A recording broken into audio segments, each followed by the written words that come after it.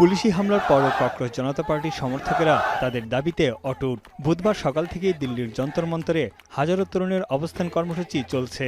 শিক্ষামন্ত্রী পদত্যাগ না করা পর্যন্ত আন্দোলন চালিয়ে যাওয়ার ঘোষণা তাদের। বিক্ষোভকারীদের জন্য রান্না করা খাবার পাঠাচ্ছে দিল্লিবাসী। এদিকে এক ভিডিও বার্তায় সিজিবির প্রতিষ্ঠাতা অভিজিৎ দীপকে জানান, তাদের শান্তিপূর্ণ প্রতিবাদ যন্তর মন্তর ছাড়া অন্য কোথাও কোনো কর্মসূচি নেই। অব্যাহত বিক্ষোভ ও চাপের মুখে অবশেষে মেডিকেল ভর্তি পরীক্ষা ব্যবস্থায় সংস্কার এবং তরুণদের আন্দোলনের বিষয়ে সংসদে আলোচনায় সম্মত হয় সরকার। তবে বিরোধীদের অভিযোগ, সরকারের এই পদক্ষেপ যথেষ্ট নয়। বিরোধীদের প্রতিবাদে লোকসভা সংসদে হট্টগোল শুরু হলে সাময়িক মুলতবি ঘোষণা করা হয় অধিবেশন। বিজেপি বলছে, শিক্ষামন্ত্রীর পদত্যাগের দাবি রাজনৈতিক উদ্দেশ্য প্রণোদিত। ককরোচ জনতা পার্টির প্রতিনিধির সঙ্গে বুধবার ফের বৈঠকে বসছে সরকার। নোভা এলইডি টিভি, ঝকঝকে ছবি, নিখুঁত শব্দ, 5 বছরের ওয়ারেন্টি। নোভা মানে সঠিক মান, নিশ্চিত সেবা।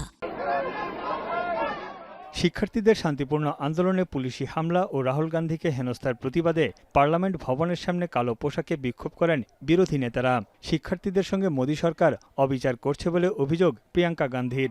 এদিকে শিক্ষামন্ত্রী ও স্বরাষ্ট্রমন্ত্রী পদত্যাগ সহ কেন্দ্রীয় সরকারের কাছে 5টি দাবি পেশ করেছেন রাহুল গান্ধী।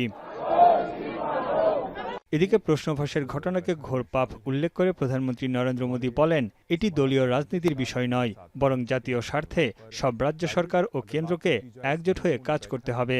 শিক্ষার্থীদের ভুল পথে পরিচালনা করার চেষ্টা করছে কংগ্রেস।